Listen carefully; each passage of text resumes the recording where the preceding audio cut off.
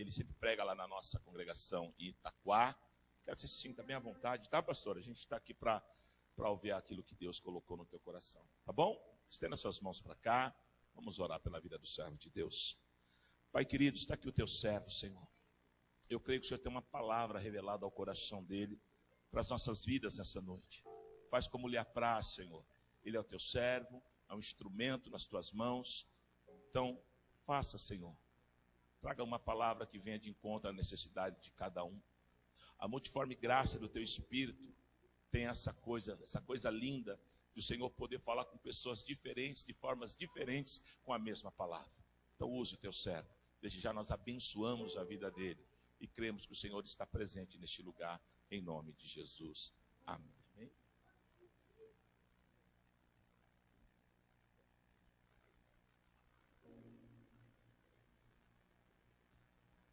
Meus irmãos, a paz do Senhor. Você veio buscar a Jesus, diga aleluia. Que bom estar nessa casa de oração, conhecendo, mais o rebanho de Cristo, que vai morar no céu. Logo quando eu cheguei, eu fiquei muito feliz, que eu me identifiquei com alguém ali na entrada, sem cabelo também, careca igual eu. Então, gente, a alegria de um careca é ver outro, viu, irmãos? Lá no fundo, lá, dá uma glória a Deus aí, varão. Deus abençoe sua vida. A gente, se tirar a barba, fica meio parecido, né? Deus abençoe poderosamente essa casa. Deus abençoe poderosamente a sua vida. Ao bispo Ronaldo, é um prazer estar conhecendo o senhor. Já conhecemos o trabalho de ouvir falar. Eu estou igual o Jó hoje. Conhecia só de ouvir, mas agora os meus olhos estão te vendo. Deus abençoe a sua casa, a sua família. E obrigado pela oportunidade. Eu trago um abraço ao meu pastor presidente Gilberto de Paula. Por onde eu passo, ele diz: leva um abraço ao servo da igreja, ao anjo da igreja. E se caso você não entregar, eu descobrir, você entra no meu gabinete depois. Gabinete de pastor, quando ele diz assim, vem para o meu gabinete e fecha a porta, toma cuidado.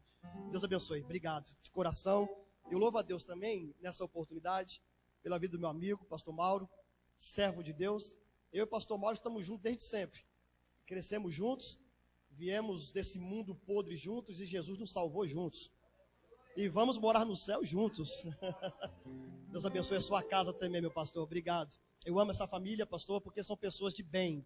São pessoas que eu conheço o trabalho do pastor Mauro hoje também como servo de Deus. E a gente tem visto o empenho dele ali em Itaquaquecetuba e aquilo que tem feito naquela rua Rio de Janeiro ali, né? Já alvo de Deus, é alvo de Deus o pastor Mauro. Deus abençoe sua vida. Obrigado. E eu vi aqui também um magrelo, meu amigo também, está ali. Cadê o pastor Marcos? Levante sua mão, pastor Marcos. Eu amo de vocês de graça. Ele também, a sua família. Um beijo no seu coração, viu?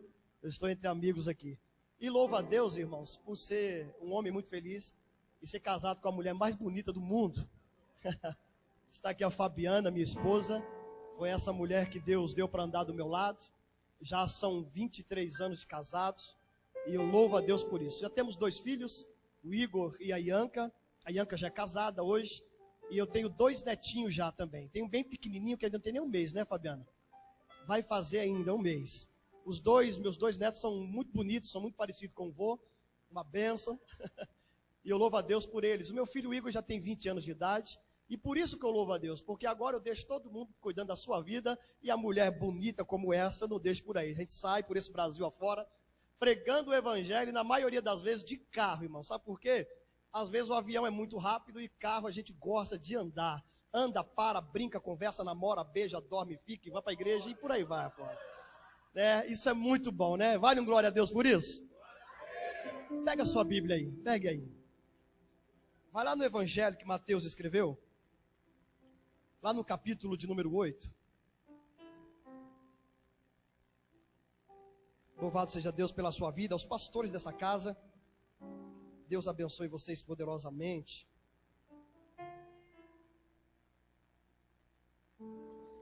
É você que vai pregar comigo? Deixa Deus te usar até gastar, viu? Obrigado. Capítulo 8 do evangelho que Mateus escreveu. O ex-cobrador de imposto. Irmãos, depois de Jesus é sempre ex. Passou por Jesus, é ex alguma coisa. Significa que não é mais aquilo que não serve, que não presta. Está entre Gênesis e Apocalipse. Talvez você não encontrou. Fica essa dica aí. O capítulo 8 diz assim: e descendo Jesus do monte, se atente a isso, e descendo Jesus do monte, seguiu-o uma grande multidão. E eis que veio um leproso e o adorou, dizendo: Senhor, se quiseres, podes tornar-me limpo. Jesus estendeu a mão, tocou-o, dizendo: quero, ser limpo. E logo, ou imediatamente, ficou purificado da lepra. Amém? Tome o seu assento, glorificando a Jesus porque Ele é bom.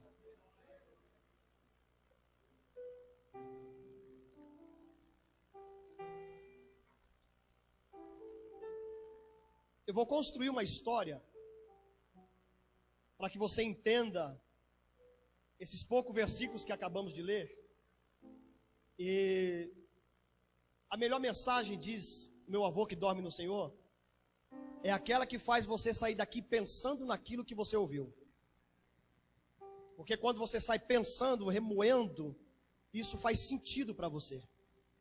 Então, eu vou construir uma história, porque sem uma história construída, fica meio que vazio. Parece somente alguns versículos de uma história de um homem que tinha uma enfermidade. Jesus tocou, ele foi curado, está tudo certo. Mas existe uma história. E quem sabe você se identifique com essa história, como eu me identifiquei. Por isso eu peço a sua atenção. E você vai entender o que Jesus quer falar nessa noite. Eu tenho uma certeza aqui hoje. Eu sei como a gente entrou, mas eu não sei como a gente vai sair. Porque a minha Bíblia e a sua Bíblia diz que ninguém entra na presença do Senhor e sai do mesmo jeito que entrou. Porque Deus é um Deus que surpreende. E Ele pode mover o sobrenatural na minha e na sua vida a qualquer momento, a qualquer hora, a qualquer instante. Sem ajuda de ninguém, sem permissão de ninguém, Ele não precisa de nada. Ele é Deus. E Ele se faz presente no nosso meio. Eu quero falar sobre uma família tradicional. Aqui, baseado nesse texto, capítulo 8.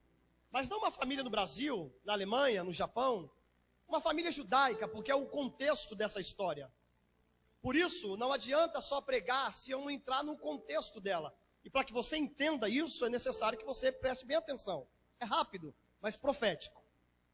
O contexto dessa história é uma família tradicional em Jerusalém. Imagine aí, como a minha e a sua, o pai, a mãe, filhos, se for judeu, se for, por exemplo, igual a minha mãe, que nem era judeu, a minha mãe não criou filhos, a minha mãe criou tribo, né? Aquele bando de filhos dentro de casa. Então o judeu é assim, eles gostam de bastante, fartura. E eles acreditam isso a Deus, é bênção, é transformação, e por aí vai. Então imagine uma família tradicional, o sacerdote, o chefe da casa, saindo para trabalhar, como todo dia, para prover o alimento da sua casa, da sua família. E em certo dado de dias que ele volta para sua casa, se for igual a mim, vai ter pelo menos uns 2 cachorros esperando ele na porta.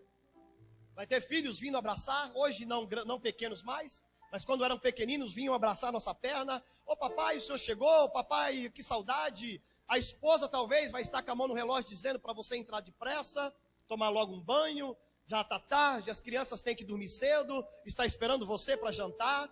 Uma família tradicional como a minha e como a sua. E o homem da nossa história, que a Bíblia nem dá nome, de repente entra pelo seu banheiro para tomar o seu banho, e depois de terminar, percebe que diante do espelho, ele tem uma mancha branca na parte inferior dos seus bíceps. Não dá muito crédito, o Oriente Médio é muito quente, pode ser alguma alergia, e vai embora. Vai jantar, brincar com as crianças, conversar com a esposa, colocar os pequeninos para dormir, e namorar ou enamorar a sua esposa, e uma vida tradicional. No outro dia a história se repete. Dia de trabalho árduo, cansativo, e volta à noite pela segunda vez, e de novamente todo aquele aparato de gente, de família, de animais, e por aí vai. E pela segunda vez ao entrar no banheiro, e pela segunda vez diante do espelho, o homem da história percebe que tem uma outra mancha branca em outro seu braço, que não tinha. Eu não sei você, eu não sei qual foi a sua infância. A minha foi ouvindo a minha avó, que não era crente, dizer que Aquele que não era batizado, a mula sem cabeça pegava, o saci pererê pegava, o lobisomem pegava, a bruxa pegava e por aí. Essas coisas do folclore brasileiro. Minha avó dizia isso porque a gente tinha medo. A gente dormia mais cedo, tinha medo até de apagar a luz, porque ela contava essas histórias para a gente dormir logo, porque a criança não ficava muito tempo acordada. Não é igual hoje, era muito diferente. Mas essa é uma cultura ou algo do Brasil. E é fictício, é uma história. Mas lá em Israel, não se ouve isso. Em Israel, quando queria pôr uma criança para dormir, contava-se a história do leprosário, a história dos leprosos. E não era uma história fictícia, era uma história verdadeira, aonde era o contado de vós, de pais para pais, de filhos e por aí adiante. Então, esse homem dessa história, ele cresceu ouvindo uma história de pessoas que acometidas de uma enfermidade, e ia levando-se até a morte, porque a enfermidade comia o seu corpo, levava ele a sua separação social, a sua separação familiar, a sua separação de amigos e vizinhos e tudo mais. Então esse homem, ele está diante do espelho, percebendo que ele tem alguns sintomas parecidos com aqueles sintomas que ele ouviu dizer a vida inteira, que um homem que possivelmente tem uma doença chamada lepra, tem os sintomas. Ele se assusta, mostra para a esposa, ela também toma um susto, mas tenta acalmá-lo, acalentá-lo, não dá muito crédito, somente ficam preocupados. No terceiro dia, ele sai para trabalhar depois daquelas manchas. Em Israel, até os dias de hoje, qualquer corpo manchado não é bem visto. Naquele tempo nem se fala. Qualquer homem com manchas brancas em seu corpo, ele já era julgado premeditadamente e corria o risco até de ser apedrejado no meio da rua. Então, para evitar qualquer tipo de contratempo, é melhor vestir-se, é melhor cuidar-se para ninguém ver. Esse homem vai trabalhar pelo terceiro dia e ninguém sabe de nada, ninguém vê nada, tudo está escondido. Mas ele sabe o que possivelmente ele pode ter. Ele está preocupado, ele está desnorteado. E ele vai para o seu trabalho e volta rapidamente para a sua casa depois do dia de trabalho. E pela primeira vez, depois de casado, ele não cumprimenta a esposa, nem filho, nem cachorro, nem ninguém. Ele vai para dentro do banheiro, porque ali é o local da sua intimidade. E pela terceira vez, ele olha no espelho e tira a sua camisa. E quando ele tira a sua roupa, ele percebe que o corpo inteiro dele está manchado. Aí já é mais um sinal de alerta. São mais sintomas que ele está vendo nele, que pode ser de uma doença que não tem cura. Aquele homem chama a esposa pela segunda vez e quando ela olha a cena, ela se assusta.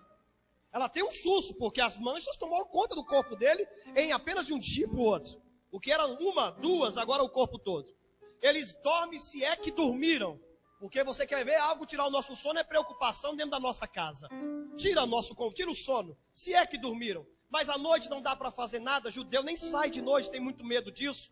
E pela manhã, deixa os filhos com alguém, junta o marido e a esposa e vai procurar ajuda de um médico. Eles vão até um consultório de um doutor e o doutor então começa a dialogar com o homem, perguntando o que ele tem, por que ele está ali. E quando o homem começa a dizer o que ele acha que ele tem, o médico nem permita que ele termine a conversa. Porque afinal de contas, pelo que parece que ele tem, segundo o seu diagnóstico, não é algo que o doutor pode mexer, nem sequer pôr a mão. Então quer saber de uma coisa? Eu não posso te examinar, eu não posso tocar em você, eu não posso sequer dizer o que você tem. Mas o que eu faço então, doutor? Saia daqui agora. Vai buscar a casa de um sacerdote. Somente o sacerdote pode falar com você. Somente o sacerdote pode examinar você. Somente o sacerdote pode dizer o que é que você pode ter. Eu não posso nem chegar perto. Aquele homem sai dali com a sua esposa e procura a casa de um sacerdote. Na casa do sacerdote, há uma separação entre a esposa desse homem e este homem que tem que ficar a sós com o sacerdote. Então nós temos uma sala agora que divide o marido e a mulher. E o sacerdote entra numa sala, fecha a porta e começa a conversar com o homem da nossa história. O homem começa a discorrer com o sacerdote o que ele acha que tem. O sacerdote muito espiritual, um homem acostumado com certas situações, pede para o homem tirar sua roupa. E quando ali dentro ele tira sua camisa, o sacerdote manda ele virar de costas. E quando virado de costas ele está, o sacerdote pega uma agulha, espécie de um crochê, e penetra de 1 a 2 centímetros lá dentro daquelas manchas. E pergunta para o rapaz, você sente alguma coisa? Ele diz, eu não estou sentindo nada. É mais um sintomas da doença. Ele vai em outra mancha que já não é mais branca, já está meio que avermelhada, e penetra novamente e pergunta, você sente alguma coisa? Ele diz, não estou sentindo nada. Veste a camisa. O que eu tenho? homem de Deus, o que eu tenho, sacerdote? O sacerdote olha para ele e diz assim: não posso dizer. E o rapaz fica preocupado porque recebeu a notícia do médico que não podia fazer nada. E agora do sacerdote, mas o sacerdote fala: calma, eu não posso dizer hoje, agora, nesse momento. Mas eu também não posso dispensar você, porque a partir de agora eu tenho um compromisso espiritual contigo. A partir de hoje eu preciso que você fique aqui guardado durante 7 dias. Quantos dias eu disse, igreja? Durante 7 dias eu preciso te examinar. Se eu te liberar agora e alguém te pegar na rua, além de matarem você, ainda vão vir atrás de mim. Então eu preciso guardar você aqui durante 7 dias. Você não vai para casa hoje, mas durante 7 dias eu vou te examinar. Possa ser que essa doença avance. Você está condenado, mas possa ser que ela não avance. Aí a gente vai fazer um ritual de purificação e você está livre novamente. Mas eu não posso dizer nada hoje. Mas daqui 7 dias eu vou dizer o que é que você pode ter. Dentro desse local, o sacerdote dá a notícia para a mulher. E o sacerdote dá a notícia para o homem. Ele pega numa porta guardada, excluída e vazia, e fecha aquele homem, se possível o homem da nossa história, leproso, fecha ele dentro da sala. Fala para a esposa o seguinte: vá para casa, volte daqui 7 dias, porque daqui 7 dias eu vou examinar o seu esposo. Possa ser que ele tenha, possa ser que ele não tenha, mas eu só posso dizer daqui 7 dias. Temos 2 sentimentos aqui. O primeiro é o da mulher, que é uma judia, que nasceu aos pés de Abraão, que foi criada nas mais retas palavras de Deus. Quando ela recebe a notícia de que daqui 7 dias ela volta, o sentimento dessa mulher é de esperança, porque afinal de contas, ela crê no texto de Isaías, que se Deus agir, ninguém pode impedir. Que se Deus pôr a mão, ninguém faz a mão dele voltar atrás. Que se Deus abrir, ninguém fecha, e se ele fechar, ninguém pode abrir. Essa mulher sabia que Isaías 59 está dizendo que clamando ele vai atender ao clamor daquele que clama. Não é reclamar, é clamar. E clamar significa colocar os joelhos acreditando que ele vai responder. Então o sentimento é de esperança. Ela ia buscar, ela ia jejuar, ela ia chamar a família, os amigos, e vamos durante 7 dias fazer um propósito com Deus. Deus é um Deus de propósito. Então se nós fazermos um propósito, ele vai ouvir. Esperança. Mas o segundo sentimento não é de esperança. O segundo sentimento está sobre o homem da nossa história. Ele está enclausurado dentro de uma sala fechada. E dias vai avançando daqueles 7. E ele percebe que após cada um daqueles dias, o seu corpo está ficando doente. Ele não precisa que ninguém diga para ele o que ele tem. Ele está vendo nele que dia após dia daqueles 7, ele está se definhando. As suas unhas estão caindo. A cartilagem da orelha está amolecendo. As unhas do pé já não sente nada. O calcanhar do pé não sente dor. O seu hálito é fétido, é horrível de se ver. Ele percebe que o seu olho está cansando. O seu nariz está flamejando. Ele percebe que os seus dentes estão doloridos. Ou seja, ele está tomado de uma enfermidade. Ele está vendo nele que ele está doente. O sentimento, sabe qual é? É em diante de uma doença que não tem cura. Estou perdido. Não tem mais jeito. Vou morrer. E eu quero abrir um parênteses aqui bem rapidamente, para dizer para você, cuidado com as limitações dos seus olhos humanos. Os olhos humanos têm a capacidade de limitar o poder de Deus na sua vida. Os olhos humanos têm a capacidade de diminuir o agir de Deus na nossa vida. Porque se você dizer não tem jeito, é isso que vai acontecer. Mas se você dizer tem jeito, é isso que Deus pode fazer. Eu tenho um grupo de alunos. Eu sou professor de teologia, palestrante, não me exaltando, nada disso. Mas eu tenho um grupo de alunos, apóstolo, bispo, pastor, diácono, servo. Um grupinho, são irmãos, eles são irmãos. E o pai deles estava internado, e muito doente. E a gente sempre ora antes de qualquer estudo bíblico, assim tem que ser. E nessa oração, bastante alunos, eles fizeram assim: ô pastor Robson, dá para o senhor, nessa oração, colocar o nome do meu pai, está muito enfermo, e vamos orar. E aí eu perguntei para eles assim: seu pai está onde? Já está internado, está na UTI. Falei: quantos anos tem seu pai? Eles falaram para mim assim: 96. Estou falando de limitação dos olhos humanos. Por isso eu vou falar de mim primeiro. Quando eles falaram que o pai dele tinha 96, sabe qual foi a minha oração? Deus, faz a tua. Isso é limitar o poder de Deus. Não é que a vontade dele não é soberana, porque é. Mas enquanto eu orava assim, os alunos que pegaram aquela oração modelo no hospital oraram do mesmo jeito. Deus, faz a tua vontade. Em outras palavras, está dizendo assim, ó, leva logo. Está muito cansado. Em outras palavras, está dizendo assim, eu já tenho 96 anos. Afinal de contas, já viveu tudo que tinha que viver. Já é servo de Deus mesmo. E isso foi durante muito tempo, eles fizeram a mesma oração. Até que aquele homem muito debilitado, uma filha no estado do Ceará, daquele homem, recebe a notícia que o pai estava muito mal. E ela então veio ver o pai, que há muitos anos ela não via. Queria pegar o pai vivo ainda. Porque o diagnóstico, a notícia que ela recebeu do diagnóstico do pai era muito feia. E ela chega no hospital em São Paulo, nem foi para casa, de viagem direto para o hospital. E os irmãos estavam esperando ela para levar ela até a sala de visita, aonde estava na UTI. Entrou todo mundo, viu o pai, e no final da visita, vamos orar, vamos. Oraram e terminaram a oração. Deus, faz a tua vontade. Aquela mulher serva do Deus Altíssimo olhou aquela oração e quando todo mundo foi soltar a mão, ela disse, solta a mão não. Deixa eu terminar a oração direito. Deus, faz a tua vontade mesmo. Mas se o Senhor quiser honrar a minha, eu quero tomar café com meu pai lá em casa. 4 dias depois, ela estava na cidade de Poá, tomando café com o pai dela na padaria.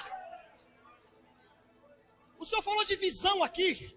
A visão que você determina da sua vida é aquilo que você vai viver. Enquanto você só vê obstáculo, é só obstáculo que vai ter. Enquanto seus olhos é só em Golias, Golias cresce cada vez mais. Mas quando você na sua limitação dizer, não vivo não mais eu, mas Cristo vive em mim, você vai ver o sobrenatural acontecer. Limitação dos olhos diminui o poder de Deus na sua vida. Isso tem que tomar muito cuidado. Esse homem está dizendo, não tem mais jeito. Esse homem, quando o sacerdote abriu a porta 7 dias depois, ele olhou para o homem e quando o homem levantou, o cheiro denunciou a enfermidade. O homem ameaçou de ir perto do sacerdote, o sacerdote bloqueou ele na hora. Não pode encostar mais. Você está doente. A partir de hoje, você está condenado. E olha que a culpa não é do sacerdote. O livro de Números, capítulo 5, Deus olhou e falou assim, ó, tira do meio do arraial todo leproso, porque a lepra, ela contamina quem perto dela está. É mais ou menos aquele ditado assim, ó, tem uma laranja podre, tira e joga fora. Essa é a visão do homem. Aquele homem foi condenado a se afastar da família, da sociedade, de amigos, de trabalho. E ir direto para um local onde tem mais igual ele. E aquilo que ele ouviu quando era pequenino, que era a história que seus pais contavam, agora ele está vivendo em loco aquela situação. Esse é o capítulo 8 de Mateus. E pior, pastor Mauro, pior. Cavava-se uma vala de 13 quilômetros de diâmetro. Por quê? O arraial em Jerusalém acreditava o seguinte: se o vento passar no leproso e vir para cá, a gente vai ficar leproso. Então o que a gente faz? Cava e coloca eles lá embaixo, que se o vento soprar não pega neles, não vem para nós. Olha o estado desse homem. Capítulo 8. Mas no capítulo 5 do mesmo livro, Jesus está no monte. Ele subiu e a Bíblia diz com uma grande multidão. E lá em cima Jesus está pregando. Jesus está doutrinando. Jesus está ensinando. Jesus está dando diretrizes, caminho. Jesus está dando ordenanças. Jesus está ensinando modelo de oração, modelo de conduta. Já que quer andar comigo, então até vem do jeito que você está. Mas não pode ficar não. É assim, é assim, é assim. E Jesus começa a dar caminho àqueles que estão com ele. Capítulo 5. Capítulo 6. Capítulo 7. Mas alguma coisa aconteceu. Porque no capítulo 8... Desde quando ele subiu no 5, é a primeira vez que você vai ver dizer, e Jesus desceu do monte. Dentro do capítulo 8 tem uma história de um homem que foi para o leprosário. E que agora a Bíblia está dizendo que Jesus desceu do monte. Mas quando Jesus desce, ele não desce por obra do acaso. Jesus só desce com propósito. Eita, glória a Deus. Não é obra do acaso e nem é passeio. Porque Jesus não precisa passear na terra tendo o céu como escabelo dos seus pés.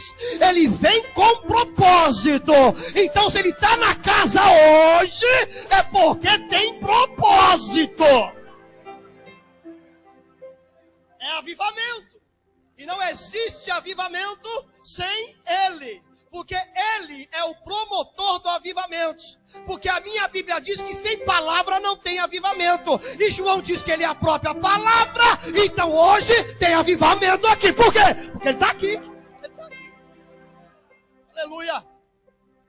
Jesus desceu. Agora, por que Jesus desceu? Escute. Nós temos um homem dentro de um leprosário. Do lado dele tem outros iguais a ele. E eu descobri um negócio que me deu um nó na mente. Porque lepra na Bíblia é símbolo do pecado. E por que lepra é símbolo de pecado? Porque quando a lepra vem para fora, primeiro ela já apareceu dentro. Ela destrói dentro para depois destruir fora. E o pecado também é assim. Antes do pecado ser consumado, primeiro ele começa dentro. Quando você vê alguém falando assim, caiu em adultério, não, aquilo foi a consequência daquilo que já está fazendo faz tempo. Porque primeiro ele peca. O adultério não começa numa cama. O adultério começa num aperto de mão diferente. O adultério começa numa troca de mensagem diferente. O ladrão, aquele dia que ele roubou, não, ele já é ladrão quando ele começou a pegar uma moeda de R$1 escondido. Nada começa no dia que acontece. Porque sempre começa dentro para depois vir para fora. Por isso a lepra é símbolo do pecado. E a Bíblia diz que todo mundo pecou. Isso mexeu comigo. Porque quando eu peco, o homem mata, mas Jesus salva. Quando eu peco, o homem condena. Jesus estende a mão e fala, vem para cá. Eita, vem comigo. Esse homem está diante de uma situação que todo mundo está igual. Então você só pode fazer parte do meio se você for produto do meio. Se o ambiente que você se encontra influenciar você, significa que você é influenciado pelo ambiente. Agora, onde você está, se você influencia o ambiente, aí a história é diferente. Por quê? Glória a Deus aqui, tem que ter glória a Deus lá. É crente aqui, tem que ser crente lá. É servo de Deus aqui, tem que ser servo de Deus lá. Não é o ambiente que me faz, sou eu que faço o ambiente. O leproso, com certeza, senão ele não estava no pé do monte, ele saiu do leprosário. Sabe por quê? Porque Jesus não vai no leprosário. Porque sair do leprosário é uma condição que eu posso fazer. É algo que eu posso mudar. Sair do leprosário não é o problema. O leproso não podia ir lá em cima no monte. Mas aonde você não pode ir, Jesus vai percorrer esse caminho para você. Escute. Se o leproso saiu, vou dar trabalho para as câmeras aqui, tá? Se o leproso saiu, Jesus lá em cima está vendo uma coisa. Tem alguém lá embaixo. Jesus para o culto lá em cima para começar um culto lá embaixo. Espera aí, deixa eu desmistificar o negócio. Você já viu que muita gente, talvez por falta de conhecimento ou talvez discernimento, diz que Deus quer adoração. Não, irmão, Deus não quer adoração coisa nenhuma. Lá no céu tem adoração. Deus quer o adorador. É que a adoração é o meio para você chegar perto dele. Lá tem adoração, irmão. Os anjos estão lá, santo, santo, santo, santo. Tem adoração. Ele não quer adoração, ele quer o adorador perto dele. A adoração é um meio para me chegar até ele. Assim como o dízimo. Presta um envelope para mim, por favor. Posso abrir um parênteses aqui? Ó, dízimo. A palavra dízimo significa no original marcer. A palavra marcer tem um significado no português, sabe qual? Aproximar-se dele. Deus não quer o dízimo. Ele quer a aproximação do dizimista. Porque ninguém dizima assim, ó. Para dizimar tem que se chegar no altar. E quando você chega no altar, Deus fala, agora eu alcancei aquele quem eu queria. É o dízimo? Não, é o dizimista. Bate palma, bate palma, bate palma, é para ele.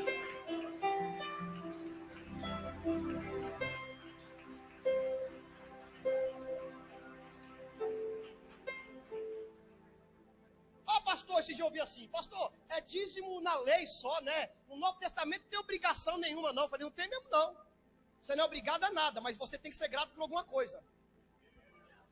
Isso é dízimo no Novo Testamento. Ele já fez, você é grato por isso, então faça a sua parte, acabou, ponto final. E ó, se a gente for apertar mesmo o Novo Testamento, o dízimo é fichinha, porque no Novo é dividir em partes iguais, em todo mundo igual. E aí, você tem 2 carros, dá um para mim. Tem 2 casas, dá para mim, é assim que dá lá. Mas Deus é misericordioso, fala, seja grato, devolva aquilo que é para devolver e ponto final. Feche parênteses, feche parênteses. Irmãos, Jesus descendo, a multidão atrás, a Bíblia diz assim, ó. Olha a Bíblia. Eis que veio um leproso e o adorou. Escute, eu tenho um amigo chamado Anis, ele é um judeu, crente. E a gente discutindo esse texto uns anos atrás, ele falou, Robson, você não entendeu o significado disso. Eu falei, me explica. Nada melhor que um judeu, né, para explicar. Me explica. Aí ele falou assim, ó, embora estamos no Novo Testamento, nenhum homem judeu doente pode olhar no olho de outro sadio. E eu disse, por quê? Porque quando um judeu doente olha no olho de outro, o judeu acredita que ele está transferindo aquela doença. Mas quando o homem é rico, abastado, abençoado, o judeu quer conversar com ele. Por quê? Assim como o mal é transferido, a bênção também. Então o leproso, ele não ia ousar olhar no olho de Jesus. Quando a Bíblia diz assim, ó, eis que veio um leproso e o adorou. Sabe como é que um doente adorava um rabino assim, ó?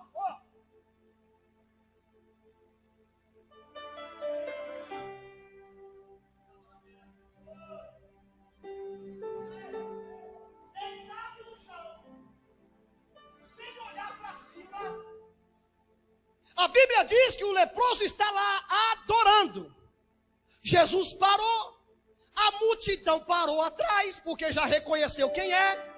A multidão se afasta, Jesus se aproxima. Aleluia. E o leproso está no chão. E a Bíblia completa. Que além dele adorar, ele disse assim, ó.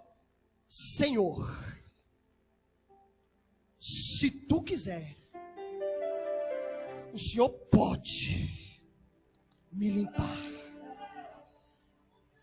Pega a sua Bíblia. Deixa-me te falar o que é adoração. Salmo 146.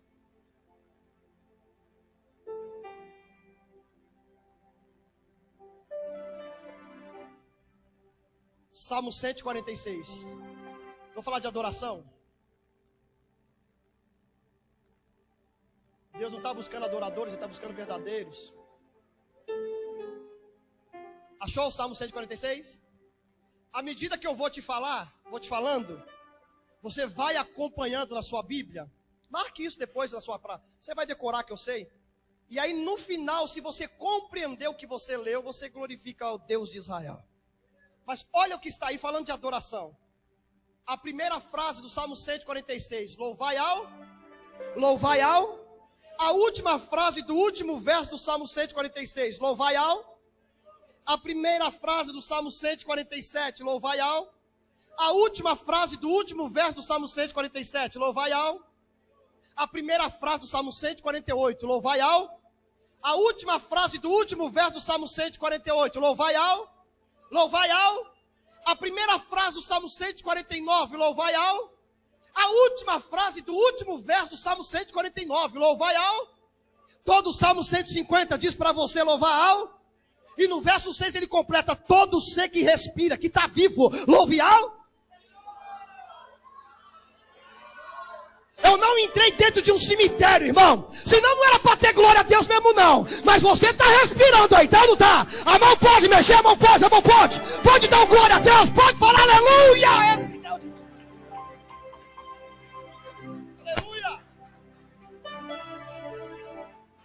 De Gênesis a Apocalipse, Deus só colocou uma condição para adorar o nome dele. Não é casa, não é bênção, não é transformação, precisamos de tudo isso. Mas é acordar de manhã, se você respirar, você já tem que dizer glória a Deus. Porque se você tiver com o dom da vida, as demais coisas serão acrescentadas.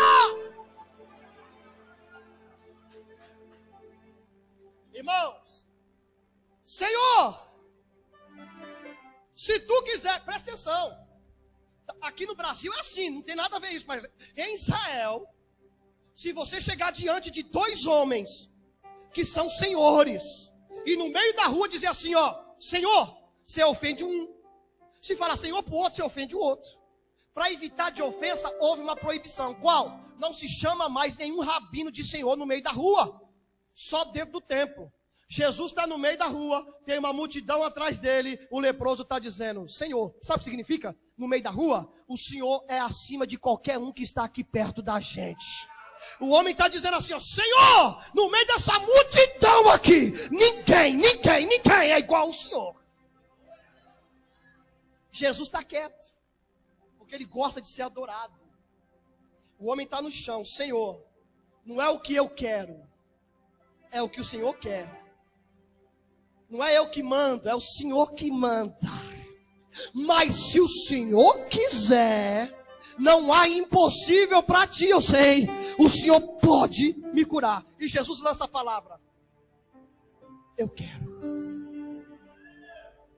Ele diz o quê? Eu quero. Ele diz o quê, igreja? Quem é que pode fazer essa palavra voltar atrás?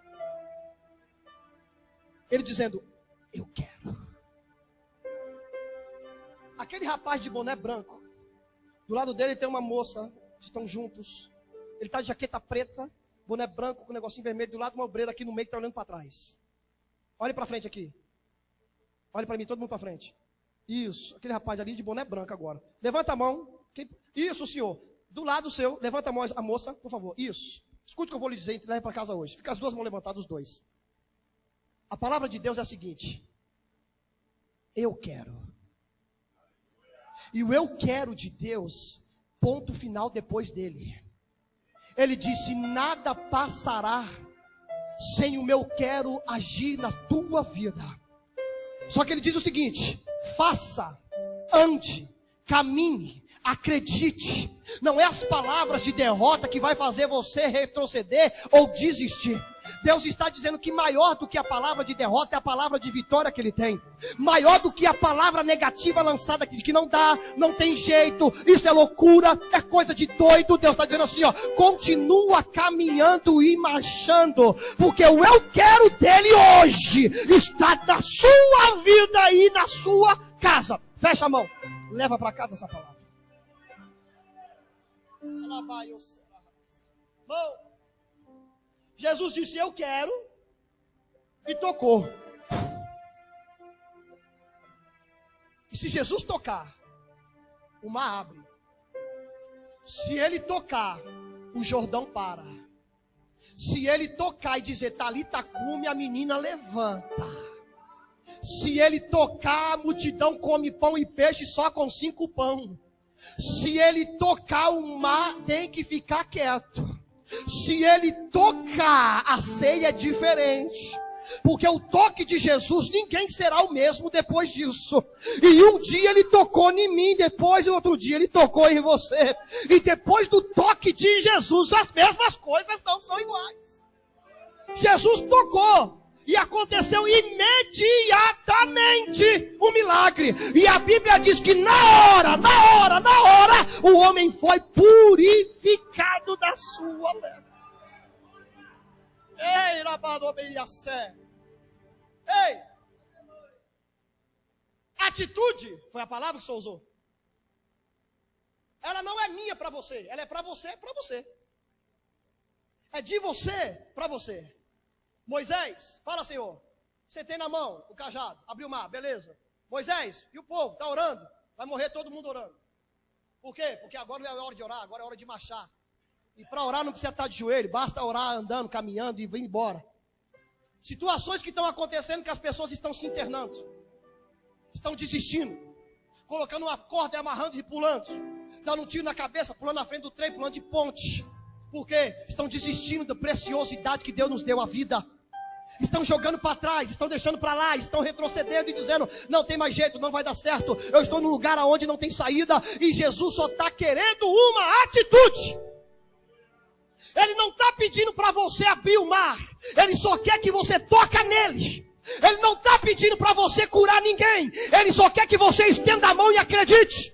Ele não está pedindo para você abrir porta, Ele só quer que você caminhe e a porta vai se abrir. Mas nós queremos ver as coisas acontecer antes de dar um passo. E Deus não trabalha desse jeito. Diz minha esposa, e ela é muito sábia quando diz isso, o céu trabalha com reação. Você promove uma ação, lá em cima tem uma reação. Sair do leprosário é uma ação, descer do monte e curar é uma reação.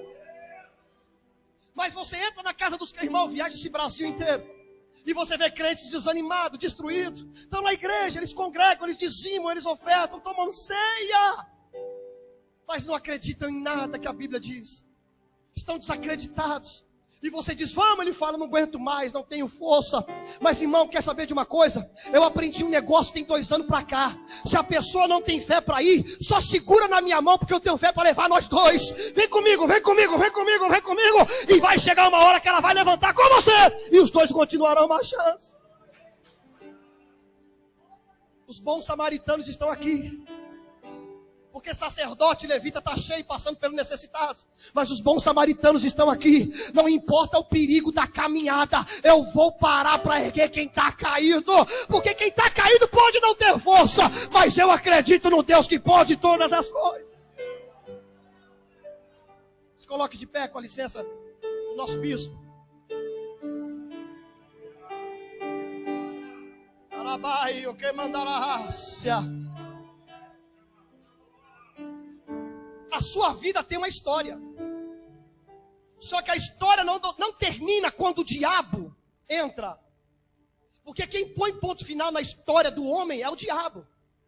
Deus, ele põe uma vírgula. E quem escreve depois não tem borracha no inferno para apagar. Há uma nova história sendo escrita. Mas eu preciso acreditar nela. Eu preciso acreditar nela. As circunstâncias que envolvem o momento não pode determinar o meu amanhã. As circunstâncias que envolvem essa hora não pode determinar o meu daqui a pouco. Hoje eu estou assim, mas amanhã se prepara. Arai, emenécia, queia. Paulo diz assim, quando eu estou fraco, aí é que eu sou forte. Mas pastor, não tem saída. Olha como é que eu estou. É verdade, humanamente falando, não tem jeito mesmo não. Mas a gente não trabalha nesse meio. O crente não trabalha nessa ótica. Ele vai pisando e acreditando. Ó, cada passo que eu dou é um chão que aparece. Cada passo que eu dou é um chão que aparece. Cada passo que eu dou é um chão que aparece. Mas tem gente assim. Será que tem chão mesmo para pisar? Aí o céu se cala. Mova uma situação na sua história. Saia da zona de conforto. Tome uma atitude e se prepare para viver coisa nova. Quem quer coisa nova? Quem quer viver uma história diferente? Ei! Eu sou amante de coach. PNL. Eu gosto. E é muito bom. É bom mesmo. Te dá um ânimo, né? Ah, dá. Ela vai levar a sua empresa lá para cima. Vai tirar o seu coração daquela coisa de desacreditar e dizer que não dá certo, para dizer eu acredito e dá certo. Só que veja bem. Nada se compara a ele dizendo, eu sou o caminho, eu sou a verdade, eu sou a vida. Você pode ser um bom psicólogo, mas psicologia não salva ninguém. Você pode ser um bom coach, mas coach não leva ninguém para o céu. Você pode ser um bom palestrante, mas não salva a vida de ninguém. Mas Jesus, irmão,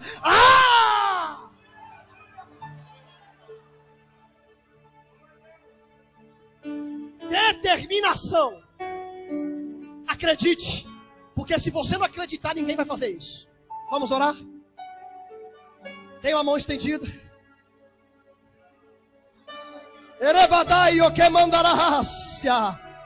Há uma atmosfera aqui, porque Jesus, ele já está aqui faz tempo, irmão.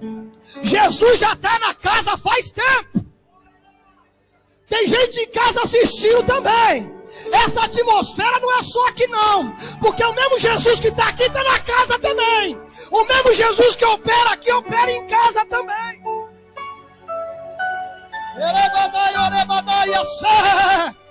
Cadê os crentes que oram? Cadê os crentes que oram? Enquanto você dá glória a Deus, Jesus passa na casa. Enquanto você dá aleluia, Jesus passa do teu lado.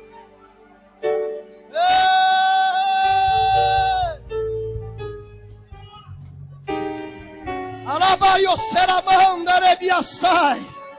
Oribadaia calamandoria raça. Jesus tem palavra de vitória para a tua vida hoje.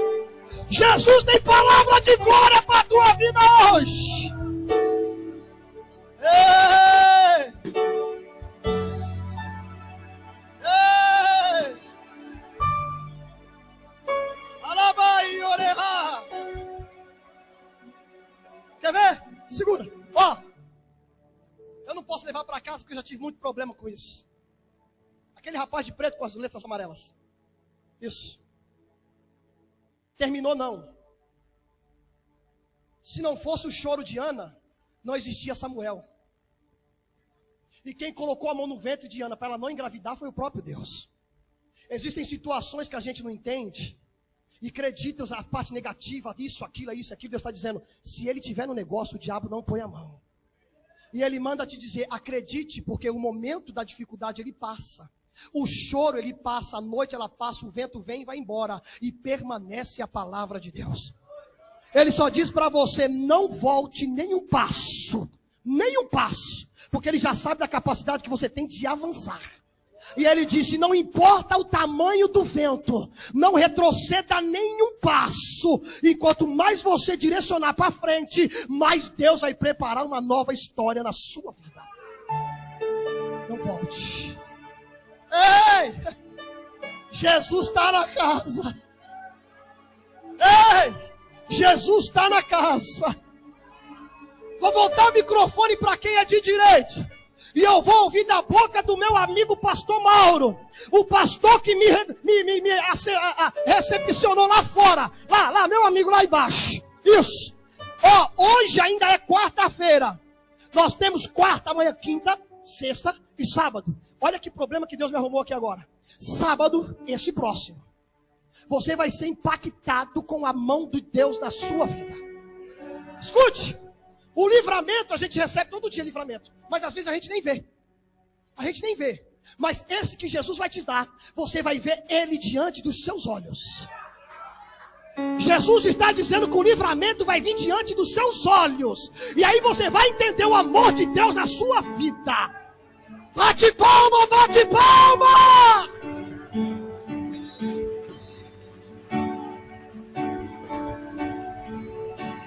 Se eu apenas te tocar, eu sei, serei curado. Levanta as suas mãos para o céu.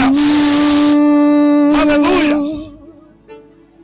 Deus nos ensinou hoje que a parte dele ele faz, mas nós precisamos fazer a nossa. Adore, adore, levanta as suas mãos.